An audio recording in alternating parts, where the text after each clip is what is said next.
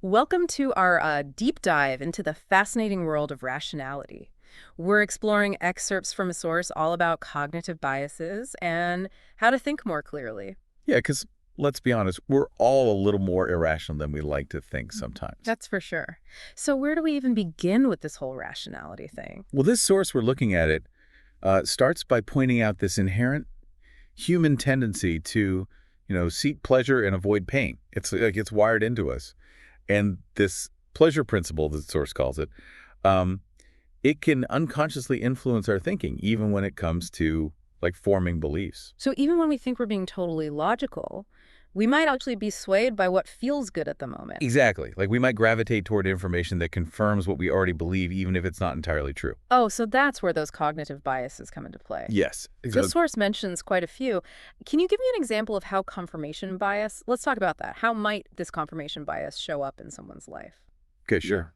So imagine you're thinking about investing in a new tech gadget, right? Uh, Confirmation bias might lead you to read all those glowing reviews and like hype articles while conveniently ignoring any negative press or, warnings about potential downsides. Ouch, I've definitely done that before. It's like we put on these mental blinders and only see what reinforces our existing beliefs.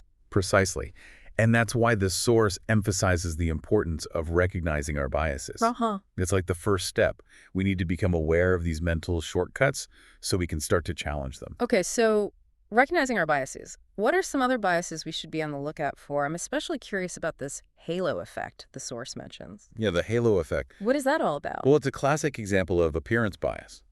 Let's say you meet someone who's incredibly charismatic and well-spoken. Okay. You might automatically assume they're also intelligent, trustworthy, competent, even though you have very little evidence to support those assumptions. It's like we just create this idealized image of them based on these superficial qualities. I wonder if social media makes this even worse. Well, it's definitely a factor. Mm. People present a carefully crafted front online, right? Highlighting their accomplishments and best moments. It's easy to fall into the trap of comparing ourselves and making judgments based on these curated images. And then there's that feeling of superiority the source talks about. We tend to think we're more rational and ethical than others, which can blind us to our own shortcomings. Right. We all want to see ourselves in a positive light, but that superiority bias can prevent us from acknowledging our own biases and, making necessary changes. So recognizing our biases is the first step. What comes next? Well, once we understand our biases, the next challenge is dealing with those inflaming factors, as the source calls them, that can make us even more irrational. Inflaming factors, that sounds intense. It is. Think of it this way.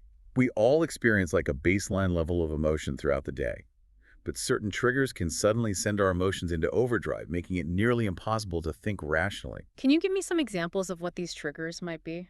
Absolutely. The source talks about trigger points from our childhood. Early experiences, especially negative ones, can leave like deep-seated wounds that get reactivated later in life. So something seemingly small could trigger a huge emotional reaction because it's tapping into those unresolved issues from our past. Exactly. And it might not even be obvious to us why we're reacting so strongly. We might feel like we're overreacting, but not understand the root cause. This is why self-awareness is so crucial. Makes sense. Are there other inflaming factors we should be aware of? Yes. The source also highlights sudden gains or losses as major emotional triggers.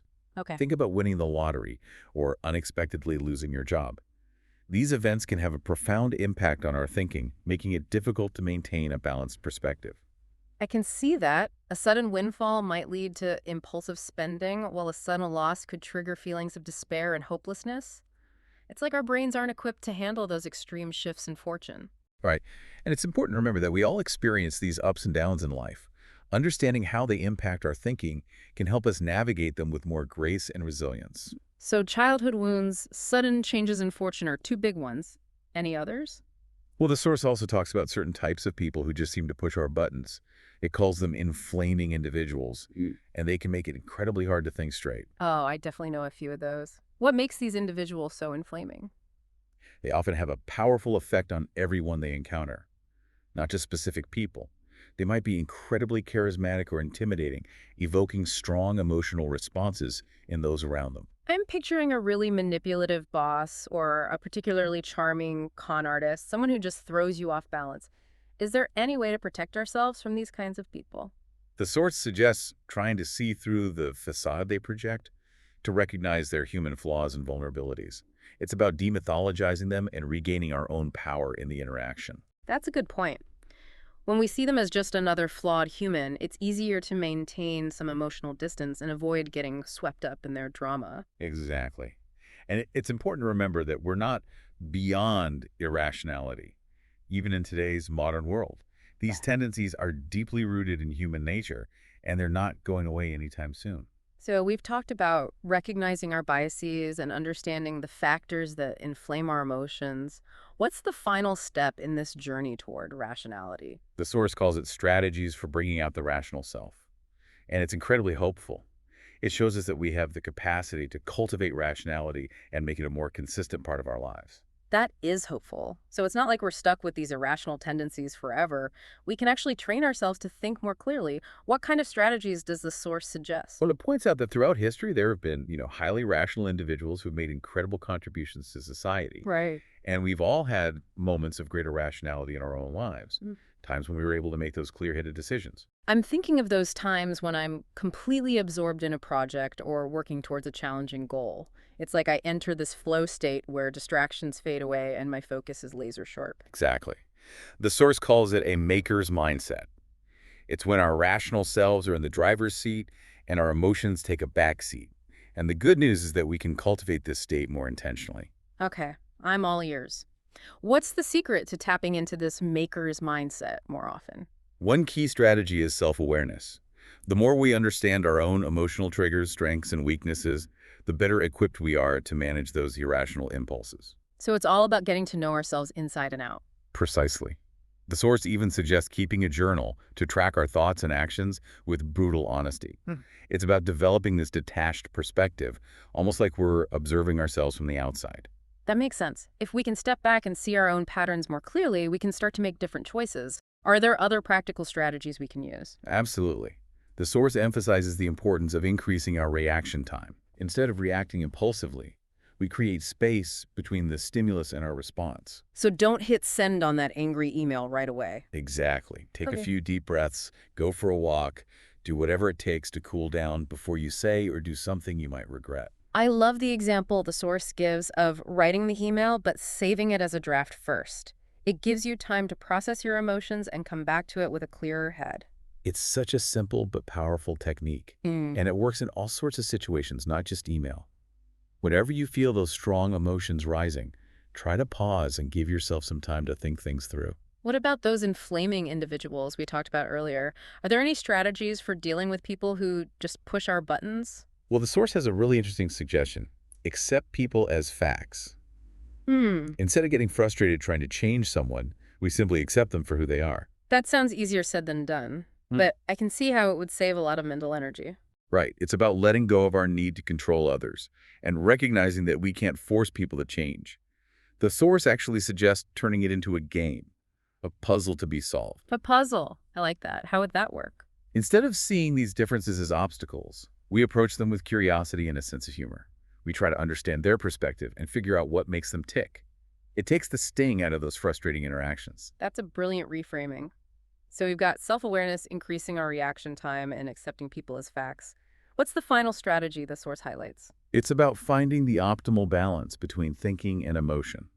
The source emphasizes that it's not about denying our emotions altogether. They're part of what makes us human.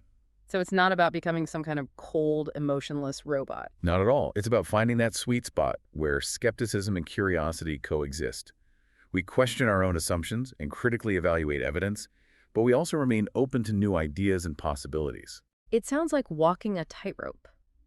Finding that balance between being too rigid in our thinking and being too easily swayed by our emotions. And the source makes a compelling argument for why this balancing act is so worth the effort. It's not just about making better decisions. It's about achieving a deeper sense of clarity and self-mastery. It's about feeling more in control of our own minds and actions rather than being at the mercy of our impulses. Precisely. And the source reminds us that this journey toward rationality is a lifelong pursuit. It's not something we achieve overnight. It's a process of continuous growth and learning, which reminds me of that powerful quote from Friedrich Nietzsche the source mentions. Something about trusting our feelings but acknowledging that they aren't always reliable guides. It's a long one, but worth sharing. It says, trust your feelings. But feelings are nothing final or original. Behind feelings, there stand judgments and evaluations, which we inherit in the form of inclinations, aversions. The inspiration born of a feeling is the grandchild of a judgment, and often of a false judgment, and in any event, not a child of your own. To trust one's feelings means to give more obedience to one's grandfather and grandmother and their grandparents than to the gods which are in us, our reason and our experience. Wow, that's quite a statement. It reminds me that our emotions are often shaped by past experiences, societal norms, and all sorts of external influences. They're not always a true reflection of our own inner wisdom. And the quote challenges us to question those inherited judgments and evaluations, to look deeper and see if they're truly serving us. It's about becoming the authors of our own emotional narratives rather than being puppets of our past. Exactly. And that's the essence of rationality. The ability to step back, observe our emotions, and choose how we want to respond. It's about reclaiming our power. So after this deep dive into the source material, what stands out to you as the most important takeaway for our listeners? I think the most crucial point is that rationality isn't some innate quality that some people have and others lack. It's a skill that can be cultivated through awareness and practice. It's a journey, not a destination. And even small steps in the right direction can make a big difference. Absolutely. I'd encourage our listeners to reflect on the biases and inflaming factors we discussed. Which ones resonate most strongly with you? Where do you see those patterns playing out in your own life? It's all about becoming more mindful of those irrational tendencies so we can start to counterbalance them. And remember, the goal isn't to eliminate emotions altogether. They're an essential part of what makes us human. It's about finding that harmonious balance between our rational and emotional selves. It's about becoming the most integrated and authentic versions of ourselves. That's a great place to wrap up, I think. Thanks for joining us on this deep dive into rationality. Absolutely. Thanks for having me. You know, as we've been talking about all these strategies for cultivating rationality, I keep coming back to this idea of self-mastery. It's like we're taking control, right? It is. It's definitely woven throughout this source material. This whole idea that by understanding our irrational tendencies and developing strategies to counterbalance them, we gain greater control over our own minds and actions. Yeah, it's like we're taming those wild horses of emotion and learning to, guide them in the direction we want to go. Exactly. And it's not about denying our emotions altogether or pretending that, they don't exist. Right. It's more about recognizing their influence, understanding where they come from, and then consciously choosing how you want to respond. So we become the architect of our own inner world rather than just being, at the mercy of all these unconscious forces. Precisely. And when we develop that self-awareness and self-regulation, we can navigate life's complexities with more clarity, purpose, and resilience. Yeah, it's like we're upgrading our mental operating system, installing a new program that helps us process information, make decisions, interact with the world in a more intentional way. Totally. And the beautiful thing is this journey of self-mastery, it's ongoing. Yeah. There's always more to learn, discover, and refine. It's a lifelong adventure. Yeah. And even though this source focuses specifically on rationality, I feel like these principles apply to all areas of personal growth. Absolutely. Whether we're talking about, emotional intelligence, healthy relationships, pursuing our passions, it all starts with self-awareness and self-regulation. Yeah, it's about understanding our own unique patterns, strengths, and weaknesses, and using that knowledge to make choices that align with our values and what we want. Exactly. And I think that's the message I hope our listeners take away from this deep dive. Oh. We all have the power to shape our own destinies to become the best versions of ourselves. It all starts with being willing to look inward, question our assumptions and embrace this journey of self-discovery. And you're not alone on this path. There are tons of resources, communities, and mentors out there to support you. So keep exploring, keep learning, and keep striving for that balance of rationality, wisdom, and compassion. Thanks for joining us on this deep dive into rationality. We'll see you next time. Absolutely.